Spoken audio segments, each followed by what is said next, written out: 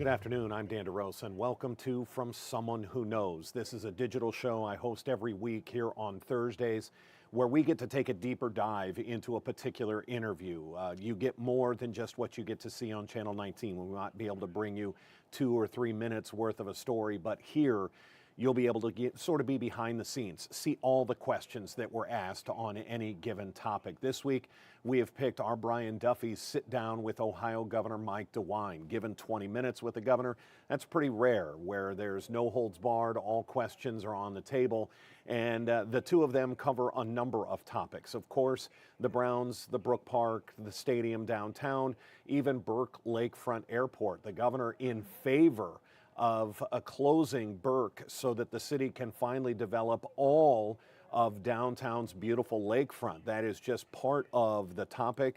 We've divided this into 2 segments because it is about 20 minutes.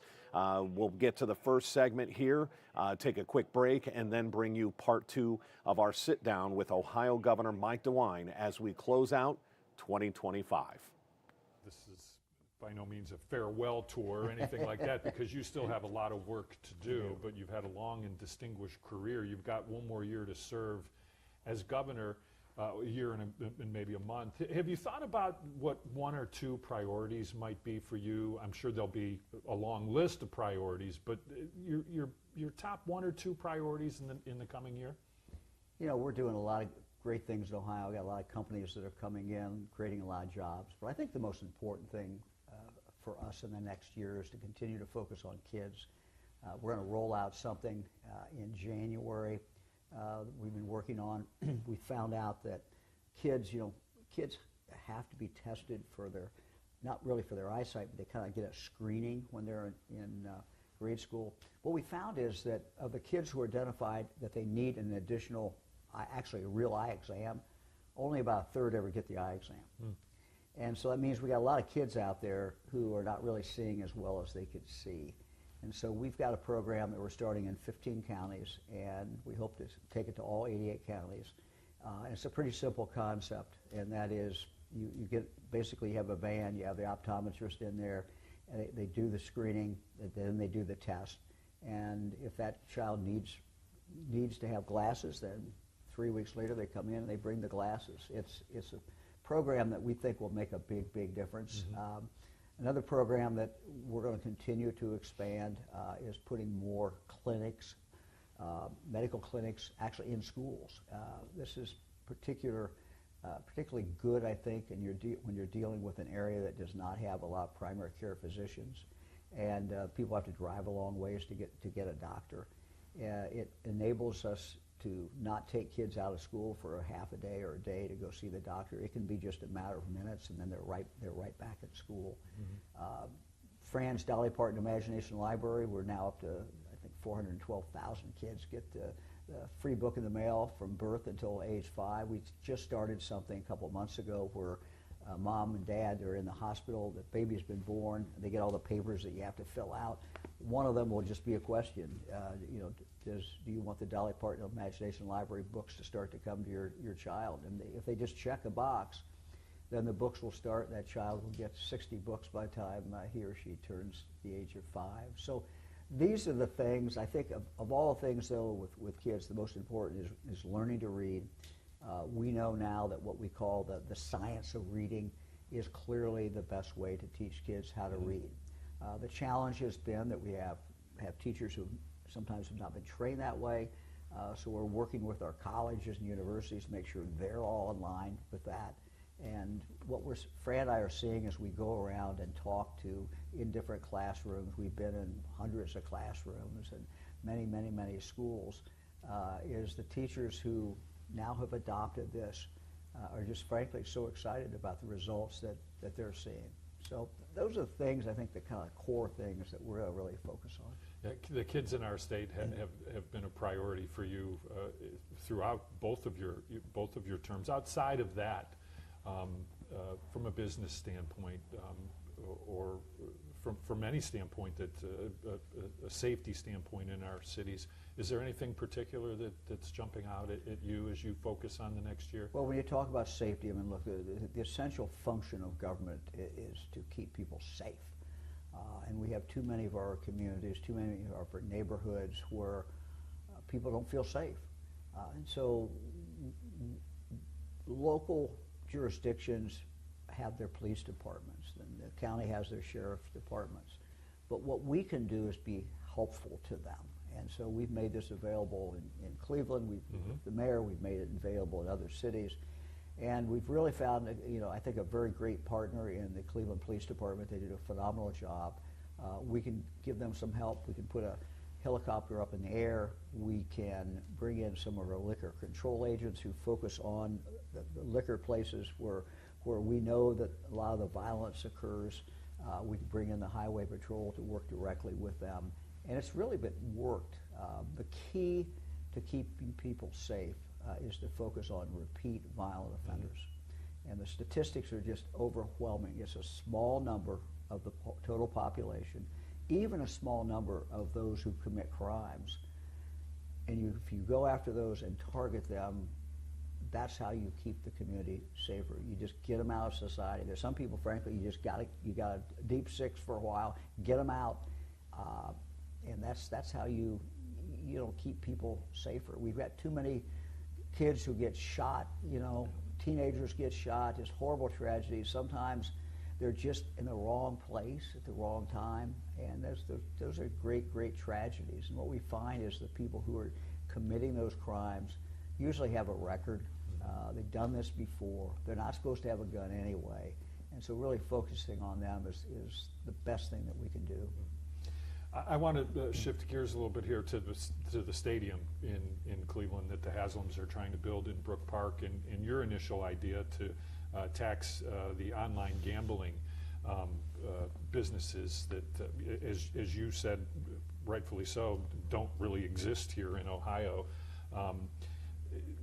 Right now, they're going to use the unclaimed funds. The Haslams are getting $600 million from the state of Ohio.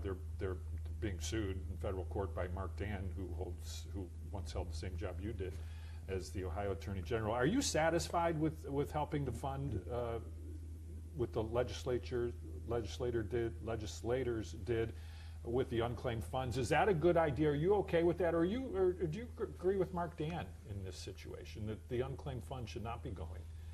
I would have preferred that the building of stadiums, and this is not just, from my point of view, not just about the Browns. I think, what we know is sports is a big deal in Ohio. It's important. It's kind of part of our quality of life, just like museums are, just like the arts are. And the state has, for at least 40 years, been involved in putting up some money when there's a new stadium built, a new ballpark built, or one is brought back up to speed after 15 or 20 years. So we know that that's probably going to continue. My idea was, let's stop competing with schools and taking money that could have gone to schools, or money that could have gone for mental health, and let's tax these sports gaming companies. Now, the legislature didn't like that idea. I still don't know why, but they didn't like it. So they came up with the idea of using the unclaimed funds. So I'm okay with that. I would have preferred the other. One of the fringe benefits has been that people have gotten really focused on the unclaimed funds, and we've seen an uptick of people who are claiming their funds, which is good. We want them to have their money back. Right. But what we're talking about here is over 10 years, no one's been able to find them. And so having a system where we take some of that money and use it for something constructive, I think is okay. The other issue that brings to the forefront in Cleveland is the lakefront development that quite honestly, they've been trying to do for 100 years and just haven't been able to do it. But now that the Brown Stadium will ultimately be torn down, there's a 50-acre plot of land there that the mayor has a plan, and he's moving forward with the plan. The state has contributed to the first part of this, the land bridge from the mall over the train tracks, over the shoreway, to that. I guess this is good, you would imagine, for the city of Cleveland to have this done. And my next question would be, they've come to you and they've got $20 million, but now the project has doubled in scope. Are you ready to hand the city of Cleveland some more money to help with this lakefront development? Have they asked yet? Do you anticipate that? Well, first of all, I think one of the great assets that we have in Ohio is Lake Erie. And we know among our north coast that there aren't enough places where people can actually, the average person can get out and can enjoy the lake. So I think it's a great opportunity with the Brown Stadium that will be gone to do that, to use that for some sort of development, make it more available, accessible to people. I also think the mayor is absolutely right. Even though I've flown in there many times myself, I think he's right to look at the airport and say, look, we could use this land in a better way, and people could enjoy it in a better way. Instead of a small number of people enjoying it with being able to fly into that airport, let's do away with the airport. And so I think the mayor's spot on. I think we should look at this as a great opportunity for Cleveland to really utilize the waterfront, for Cleveland to be able to do it. I think it'll be good for the community. I think it'll be good for citizens and good for tourists, frankly, who come in, will spend some money and enjoy the lake. It's a once in a lifetime. It's a once in a lifetime opportunity. Yeah. You know, I don't tell the mayor, I don't tell the council, I don't tell the leaders how to develop that and how to utilize it, but it's a great opportunity. And it takes a while to shut an airport down. Yeah. But I'm all for that, and I think he's absolutely right in doing that. And then we also have that opportunity with the stadium, and you know, it's going to be a great opportunity to do something very, very positive for the city of Cleveland. Yeah. The governor making it very clear that shutting down Burke Lakefront Airport is a good idea. You heard his thoughts on the unclaimed funds situation for Brown Stadium. It's not the way, and we know originally the governor had pitched to the legislature of basically doubling the taxes paid by the sports betting companies and using that money. The legislature didn't go that direction. They went the unclaimed funds route. We're going to take just a quick break, and we'll get to the second half of Brian Duffy's sit-down, a year-ender with the Ohio Governor Mike DeWine.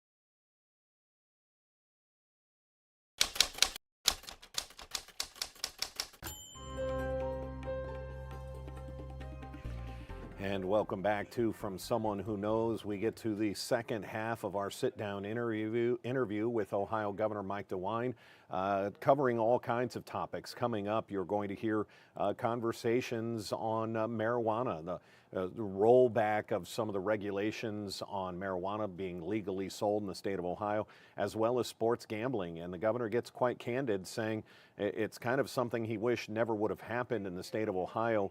You think about what the two Guardians players, the pitchers, are facing as far as legal consequences, accusations of spiking pitches so that people could win money on sports gambling.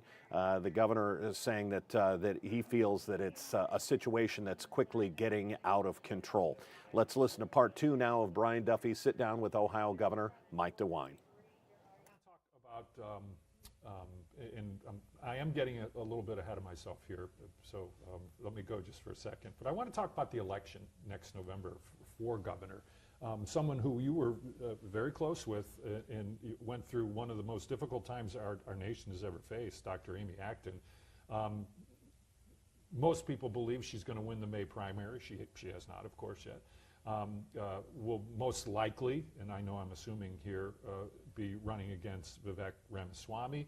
Are you ready to make an endorsement of any type in this? How do you feel about the election? It's going to be strange, I would imagine, for you. In the run-up, that's a job you will have held for 8 years, and now somebody else will be What are your thoughts on this process as we move through it? Well, first of all, I've said that I will endorse the Republican nominee for governor. I'm a Republican. I certainly will do that. I think part of what I can do is to be open to the candidates to talk privately about the issues and be of help to them.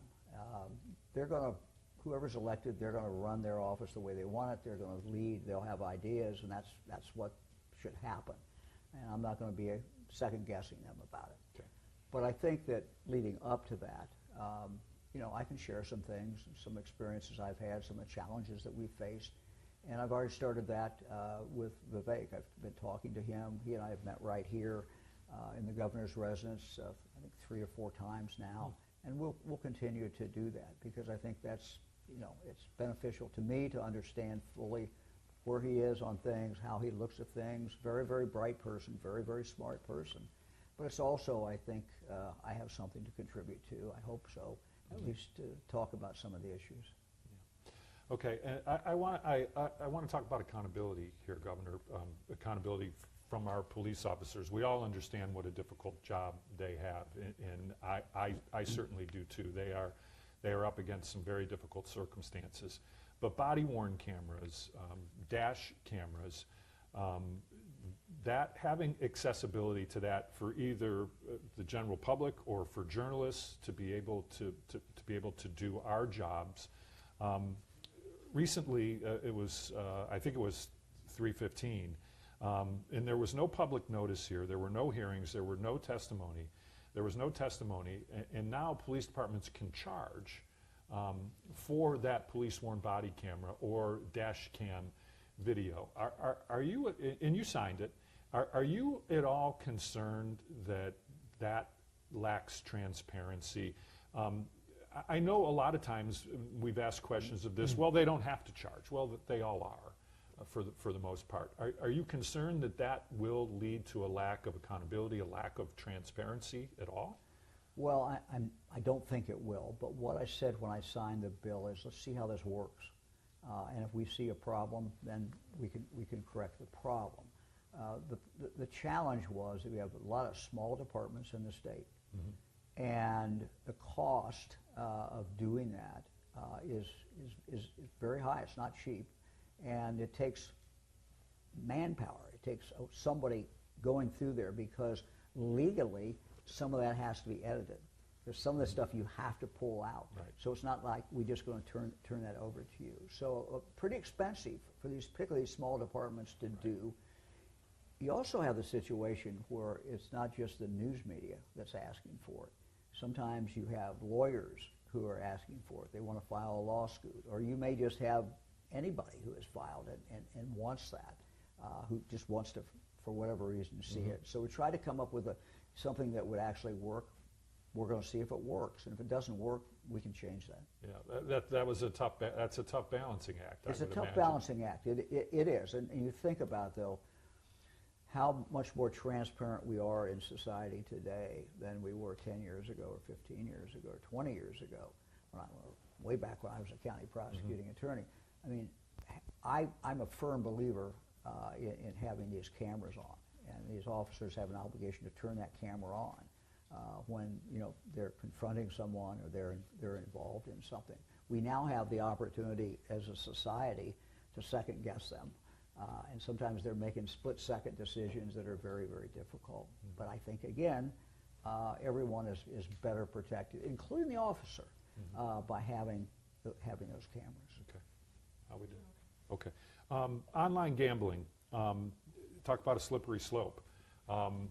I know you've recently just said, well, maybe I made a mistake there. I don't want to put words in your mouth, but something close to that. And I know how big of a baseball fan you are, and in Cleveland, we are really going through it with what's happening there, to the point where people believe that a Guardians pitcher may have even been involved in the Guardians' loss in the 2023 American League Championship Series, of all things. And I know there's more important things in the world than a baseball game, but this has really become an issue, especially these prop bets where people are betting on every little pitch, and you know, what's coming next.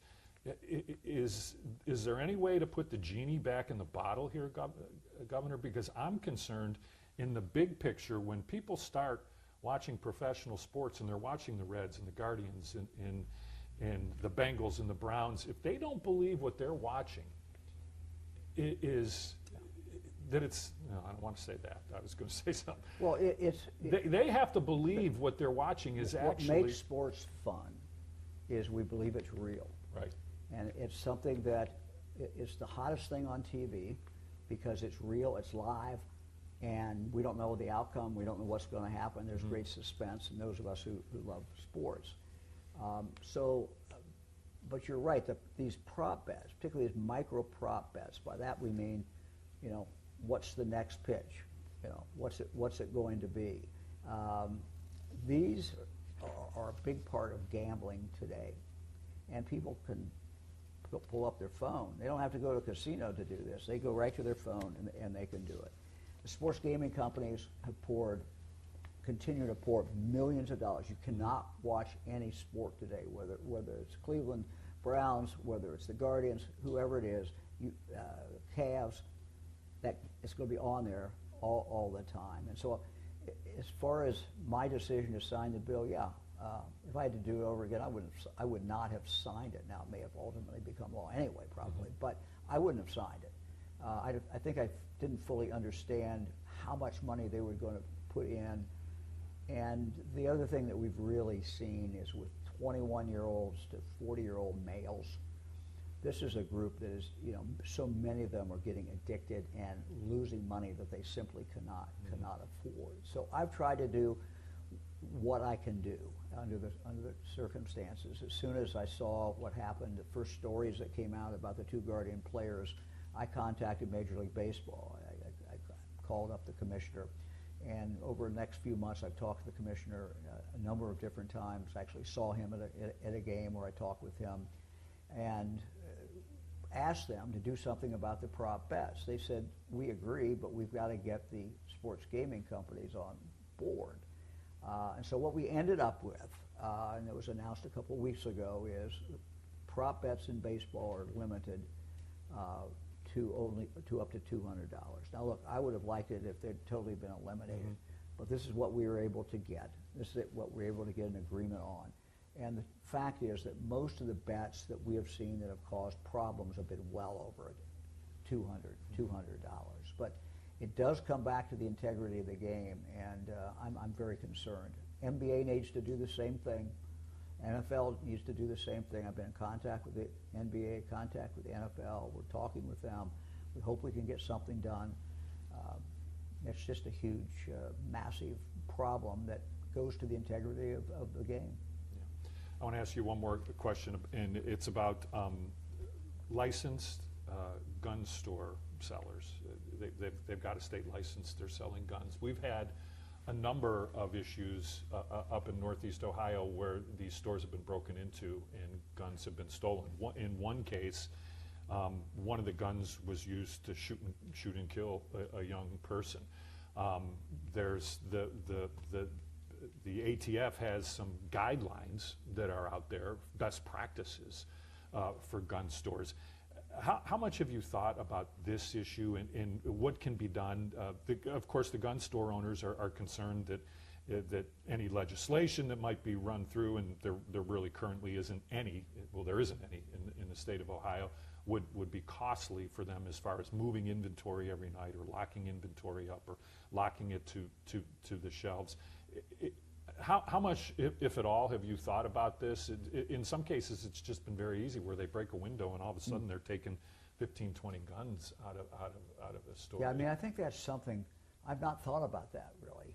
But what I do know is how many guns are actually, you know, stolen, and then Lord knows what happens with them. As you say, many times there's a tragic result. I think that's something that we could look at. I think it's something the legislature can look at. You know, they have a constitutional right to be able to sell guns, but being cautious and careful so that those don't go out into the community, I think makes a lot of sense. Very thorough interview from our Brian Duffy. A lot of topics covered, an immense amount of topics covered in that interview as the governor wraps up his third year of his second term. Let's remember, in Ohio, state of Ohio, you can only be governor for 8 consecutive years. That's 2 4-year terms. So yes, he will have one more year. 2026 will be his final year in office. And you heard some of the initiatives he'd like to see get done, especially when it comes to children and eyesight. Another look at sports gambling, perhaps a review of marijuana in the state of Ohio, all topics that were covered. And that's what we do here on From Someone Who Knows. It's a chance for you to see much more on a given topic, a given subject, a story. Many times it's very emotional. This one happens to be informational and educational. Scan that QR code there on your screen for a chance to watch some of our past episodes. Some of them, yeah, you're going to need a Kleenex or two as we hit some of our hardest stories that we've covered over the course of the year. And From Someone Who Knows is finishing up its first year, and it would be a great opportunity to see some of our past episodes. What we're going to do is, actually, I think this will be our last episode of the year. So quite a fitting end to the 2025 year, but it will, From Someone Who Knows, will definitely be back in 2026. Every Thursday, starting at about 12:30 here on our digital platforms. This is a new segment for us. I've enjoyed hosting it, so I'm hoping you've enjoyed watching it and being a part of it. Until then, I'm Dan DeRose for 19 News. Hope you have a great holiday season, and we'll see you in 2026.